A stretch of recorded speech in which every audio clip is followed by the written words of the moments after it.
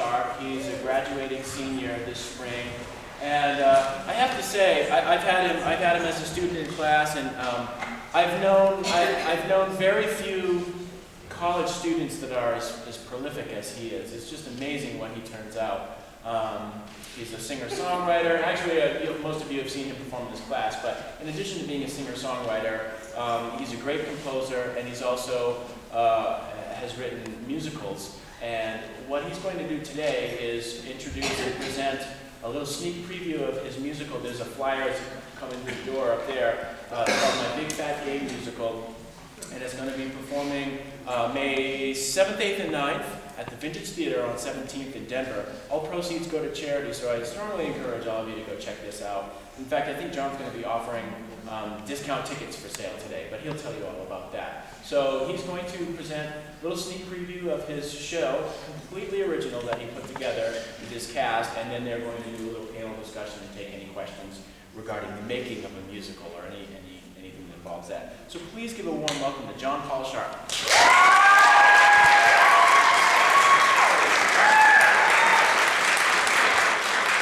Hello there. Good morning. My name is John Paul Sharp, as if you didn't know that already. I just wanted to say a couple of things really quick. If you're under the age of 18, you should leave. Or if you're offended by sexually graphic language or gestures. So that's just a warning. If you stay after I've said this, you cannot complain. I think Abby already crossed this threshold a few weeks ago, so we're all... Oh, that's right. Thanks, Abby. Okay. Well, we're just going to run the first 3 shows, and then we'll take some questions. So, enjoy.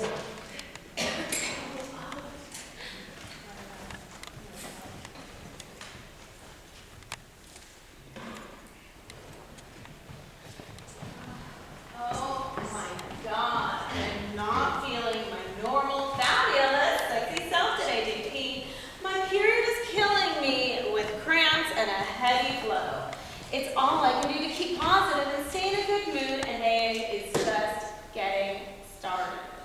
Oh, my stomach is killing me too, G-friend.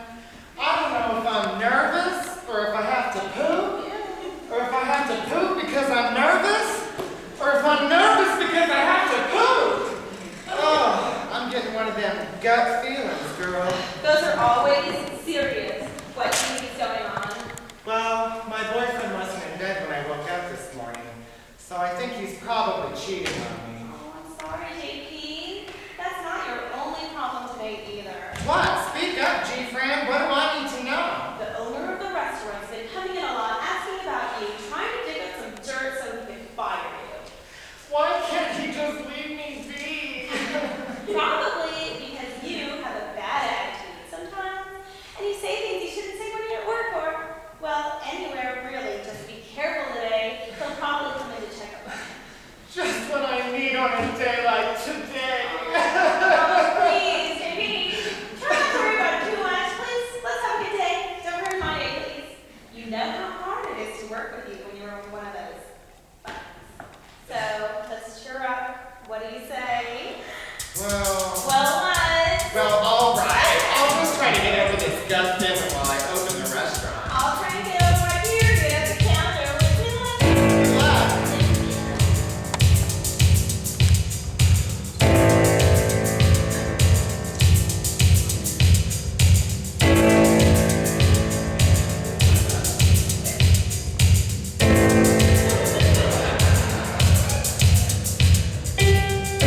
Something big is coming my way.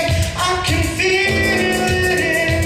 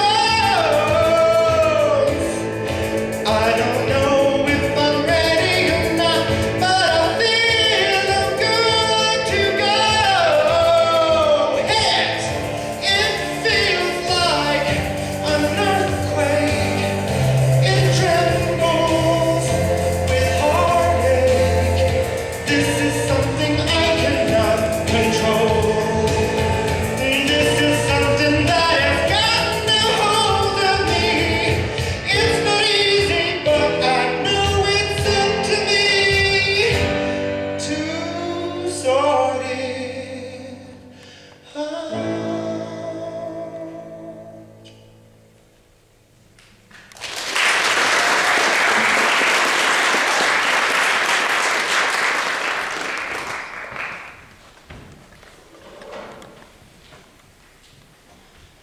Alrighty, enjoy your breakfast. Is there anything I can get for you today?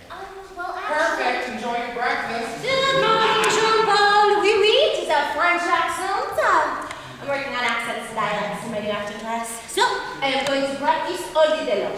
Oh, well that sounds like a fun challenge. So, you're here early today. Yeah, man, I need to make some fast cash, man. Oh, and I could really use a favor. I have an audition today at 1 o'clock. Please, Jean-Paul, I usually know way ahead of time, but I just got the call last night, please. Oh, alright. That's disarming. Oh, sorry girl, I know. Finally, the respect I deserve. So what happened today? Why do you need cash so bad? I need a hose for my car. Do you remember last time I had to get a hose for my car? Well, I need another hose. I had no idea my car had so many hoses or that they cost so much. Sounds like my problem, minus the car. Oh. And I think my man is cheating on me.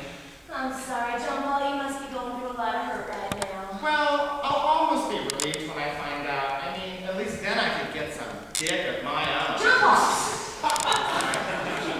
What else is going on? Well, I think my boss is going to fire me today, but I don't want to bore you with that. I know you only work a couple of days a week now, and you don't want to get in on all that drama. You're right. If it were up to me, I would just be an actress. Girl, I know what you're talking about. I mean, part of me thinks I just want to get fired. At least then I'd have to make money on my music alone, but it's just so scary. There's so much to do and such little promise of the lifestyle that I am accustomed to. You're right. I think that our subconscious desires drive our conscious lives, and that all we really have to do is put ourselves in the right place at the right time. But then I start to freak out thinking, am I getting myself anywhere near the right place at time? And then I take a deep breath. And I remember that I'm doing the best that I can. If I didn't have this lame-ass job, I probably wouldn't be able to eat, or pay my rent, or my phone, or... Yep, it's Kirk. Dugan Blue. Hey, I have an idea. Let's sing a song about it. Okay. Oh, good. You start then. Okay.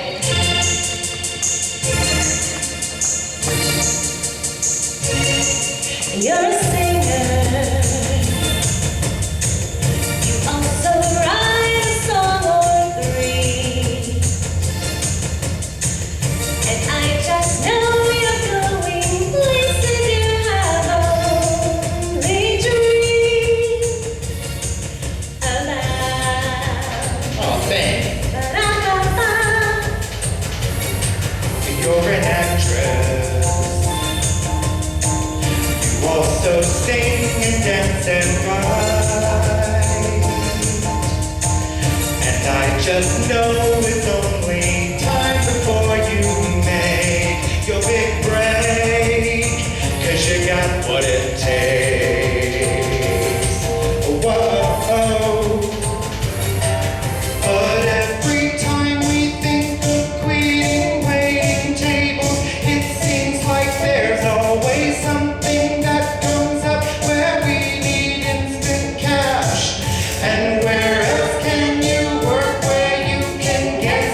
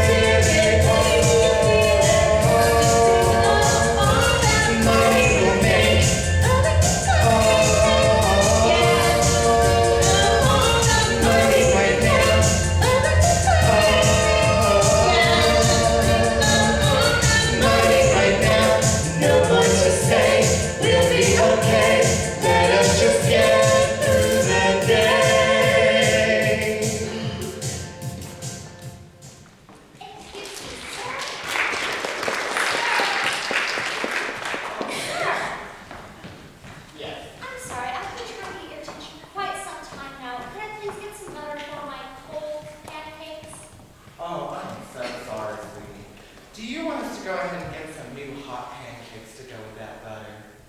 Really? That'd be great. Thanks. Now I'm in a little bit of a hurry. Is that going to be a problem? Not at all, sweetie. I'll be right back. Thank you so much. Buenos dias, Alana! Hey, look at this. I found a video of you. Well, I'm pretty sure that's not me, because first of all, my pussy is not that big. And second of all, not the front. Oh, can I get a sign of water, please?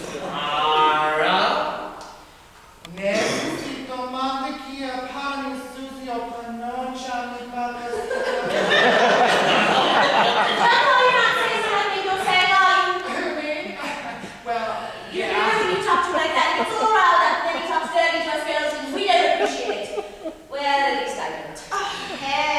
Good morning, LeighAnn. Buenos días, Samara. How are you? Mucho bueno, mi amor. Do you need some butter? No. Thanks. See, it's disgusting, John Paul. Sorry.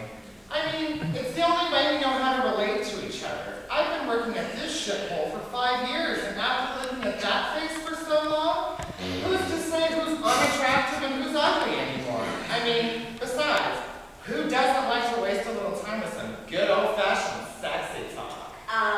Me? And women like me who don't like to be followed home by horny coworkers. I'm pretty sure I already know where you live, man. John Paul. Oh, I'm just fooling now. Oh, Salon. Yes, what can I do for you? I'm gonna need you to remake these pancakes all together, please. For you, I require only a dance.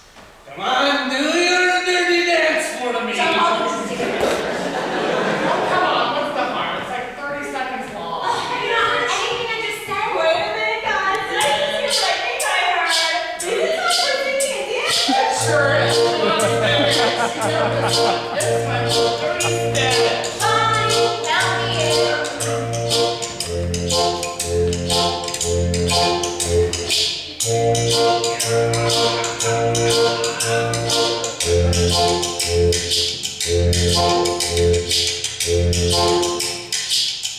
Mi pinky hosto.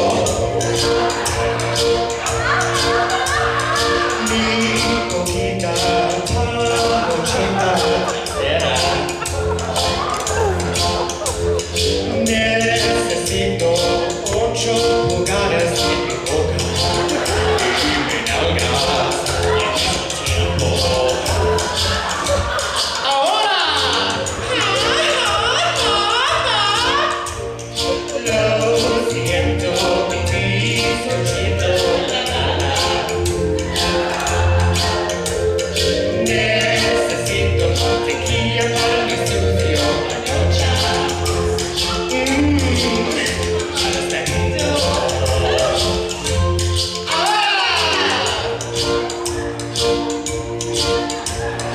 Bum, bum, bum, ba-ba-dum, ba-ba-da-ba-dum, bum, bum, bum, ba-ba-dum, ba-ba-da-ba-dum, bum, bum, bum, ba-ba-dum, ba-ba-da-ba-dum, bum, bum, bum, bum, bum, bum, bum, bum, bum, bum, bum, ba-dum-ba-dum-ba-dum. Mi coquita, cochita, necesito 8 pulgares en mi boca y me nalgas al mismo tiempo.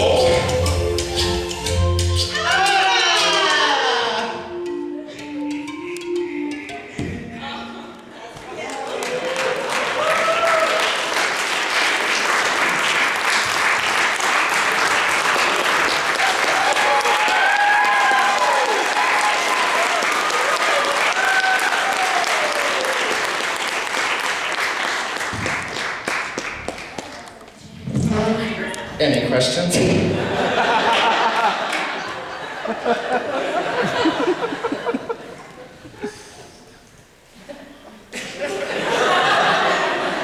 still haven't found the words. Well, I guess I could say a couple things. This is LeighAnn Gould. Woo! Stephanie Zissimos. She also goes by Shots at Russo. She is a burlesque dancer at Laney's Clock Tower Cabaret. This is Sabrina Zaraxade. She graduated last semester. And I think we all know this is Kirk Dugan over here, who also graduated last semester. Any questions? Well, can you give the details of your performances and time? Well, it's going to be May 7th, 8th, and 9th. It's at 7:30 at the Vintage Theater. It's going to be at 17th and Gaylord, which is pretty close to the Thin Man or St. Mark's, if any of you guys know where that is. It's tickets online are $11, and all the charity goes to Max Fun No Kill Animal Shelter, because I figured since we were kind of getting into a recession, one of the places that would need money the most right now is a no-kill animal shelter, because they also have a free clinic or a low-cost clinic, sliding scale. So, yeah, and I'm also selling discounted tickets today at $10, and it'll come with a fancy little note card and my signature. So you can always, yeah, that's the ticket. So you can always, if you want to get one today, just meet me later after we're done. For a good time. Meet John Paul for a good time. Other than that, I've just been trying to graduate.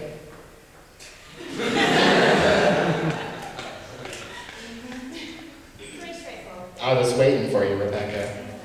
I have a question. Are these fictitious characters or are these actual characters? Well, They're characterizations of ourselves. So not that Stephanie's always talking about our period, but it might be something she would talk about on a given day. and I talk about poop all the time. So John Paul's character is an actual real character. Kind of. Well, I mean, me and LeighAnn and Stephanie play ourselves, but anytime you put a real character on stage, it no longer becomes that real character, it becomes a extreme version of that character. Like with Stephanie's character, throughout the musical, she's just kind of like, oh my god, guys, it's time for singing and dancing. And she's not like that all the time, but that's one little section of her personality that I find is really entertaining and funny, so that's why her character is mostly like that in the show. And then Savala that's based on a real person. All of it. All of it's based on it. And if he knew, he'd probably be very angry.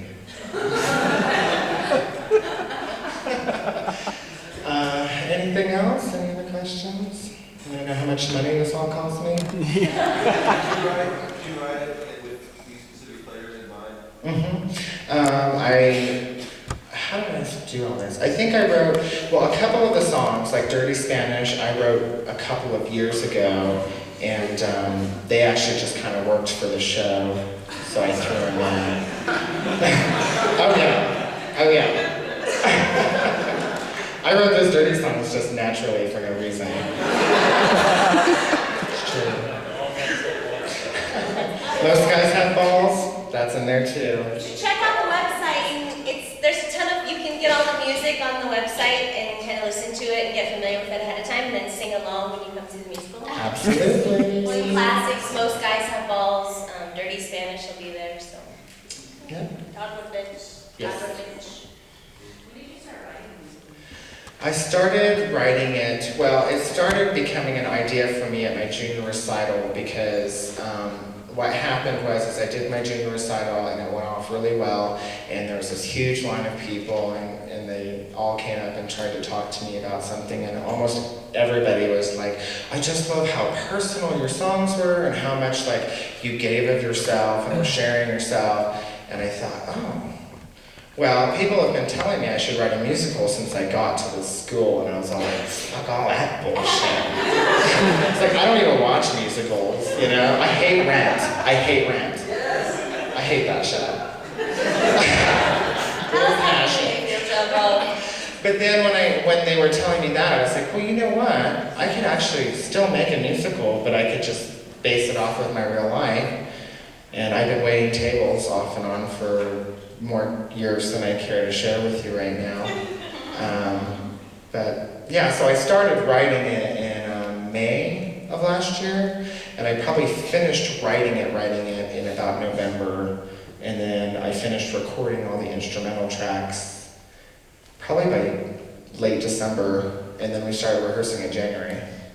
Yeah, but you've been hassling me to get this Oh, yeah. for Okay. months.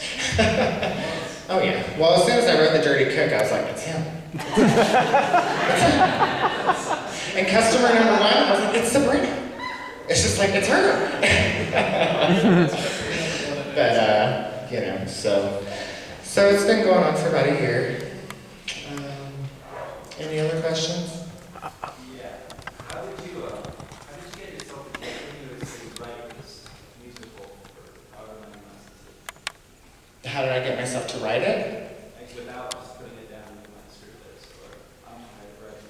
Oh, well, it probably goes back to, well, that's a long story, but I'll try to make it really quick. I was addicted to methamphetamines from age 20 to about 22, and I was a hardcore drug addict, and I almost died 2 or 3 times. And so I had to leave San Francisco, which was such a beautiful place, because I wasn't capable of enjoying it for what it was. And I went back to my hometown, Wichita, Kansas, went to therapy for about a year, and then she asked me, what do you want to do with your life? And I said, well, music's really been the only thing that I could count on. Like, that was the only thing that was always there for me if I needed to do something or process my emotions. And I've been actually playing music and doing musical things since I was about 6 years old. So after all of that stuff, after I moved to Denver, I just started recording,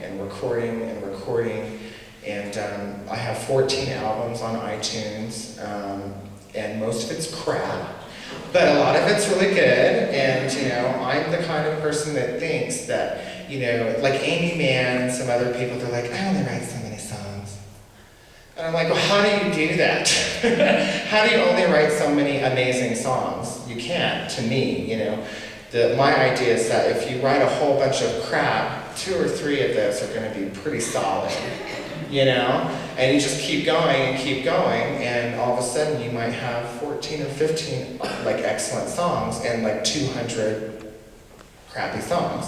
So, I mean, that's, I guess, my answer to that, because by the time I got to writing that musical, I was already constantly doing something or working on music somehow. And I felt like I had a lot to prove to myself for the first couple of years that I was here at UCD, because I started when I was 25, and I know a lot of you are a little bit younger than that. And when you're 25 and you're like going to go to school for 4 more years, you're like, I better be good.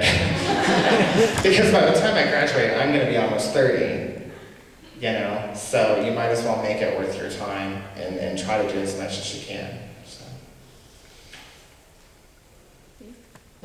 I was wondering if you recorded all the stuff yourself. Do you, and what program you used? I have a real ghetto setup that I've had since I started recording. It has not changed much.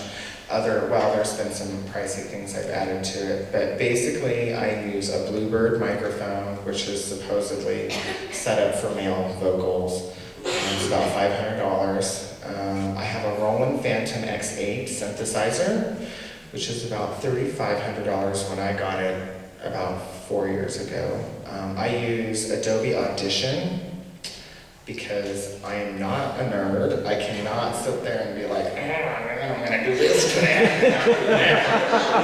I can't deal with all that stuff. I just want to record it and then like maybe like do a couple things, but then just, you know, that's the key. Like if any of you are wanting to become prolific songwriters or something, don't get all hung up about, oh, this just doesn't sound the way I want it to.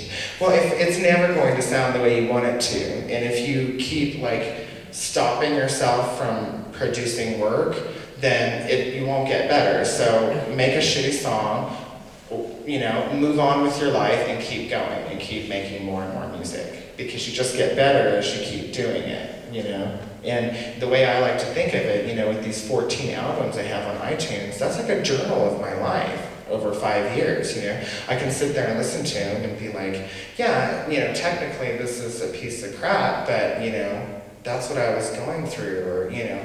So that's just the way to think about that, is just keep making work.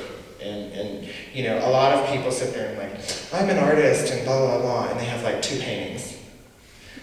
You know, and it's like, you have to build a body of work so that you can keep going and you can really call yourself an artist because you can look at it and be like, that's me right there.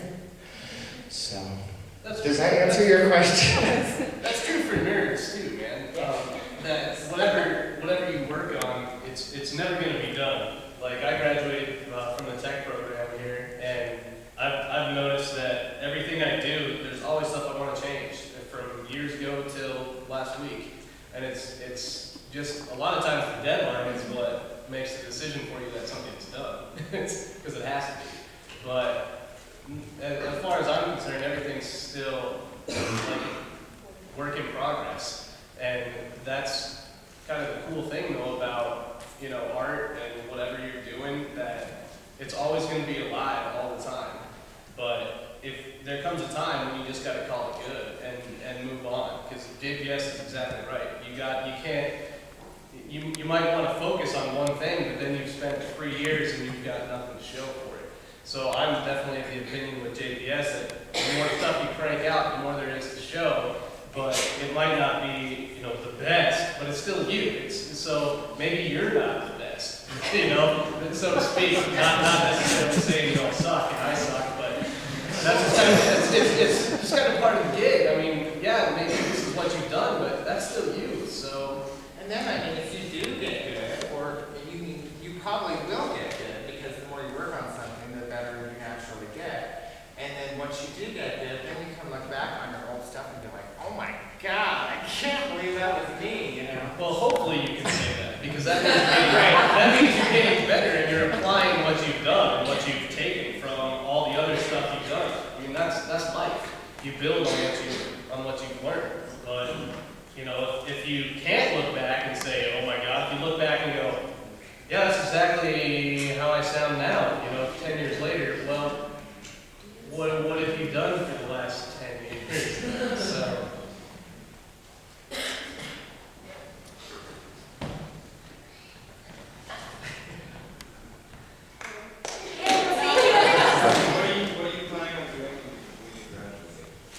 That is a real good question. I have had a real hard time looking past May 7th, 8th, and 9th at the Vintage Theater, 7:30 p.m. But I have more ideas than I actually have time to finish. I'm going to try to audition for film and television and music theater and try to do all those things. But I'm also going to start making music videos for my Dirty album. Yeah, if anybody wants to be in it, I mean, you gotta like go there, but I'm gonna do that. I'm also thinking of writing screenplays, 3 to 5 minute screenplays that I can put on YouTube, that I can film and put on YouTube.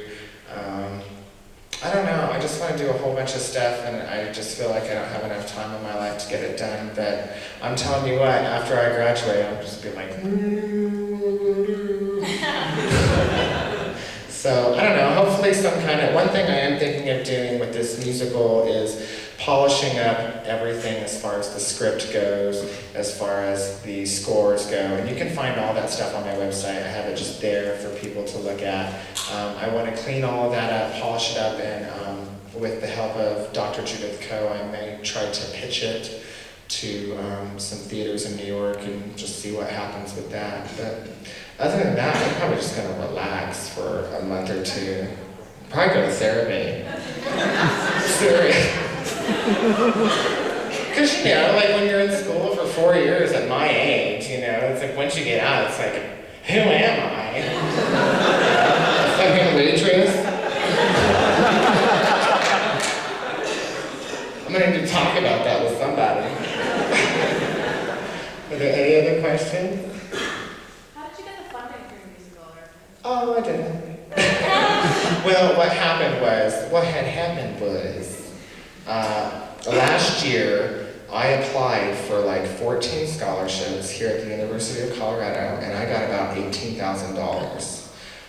Because I basically wrote a proposal and I said, this is what I'm going to do for my senior recital next year. It's going to be a full live musical. It's going to be a real live event at a venue outside of school where people are going to be charged money and everything's going to go to charity. And I had it written out and they just threw money at me. Wow. So, but I spent all that on rent, so. It didn't go to the musical or anything. That's all just money. I've been dumping money into this. Not too much, but I mean, the venue costs $600. We're still buying props. Yeah, we're still buying props as we go. Flyers, the printing costs are probably only about $200, so it hasn't really been that bad. But in case any of you are wondering why I decided to do a charity, it was because it's my senior recital and I'm not really out on my own yet. And what better way to get people to come if you tell them it's for charity? To save the entities. You know, so if you don't come, you're a total asshole. You know? If you don't come, you $10 each, you guys. Did that answer your question? I love your marketing plan. You're an asshole if you don't come. Yeah. Any other questions? Nobody's asked me where I got these jeans. I have much bigger jeans. London. Thanks, Huh? Oh, johnpaulsharp.com.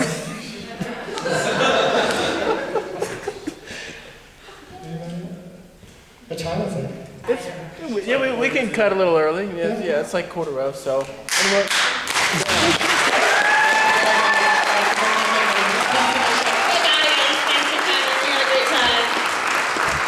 Thanks for coming. Yeah, so we'll see you next Bye, Friday. thanks. Yeah, please come and support the show. It's going to be a great, this is a sneak preview, but it's going to be wonderful. So please, thank you again, and we'll see you next Friday, May 1st. Thanks a lot.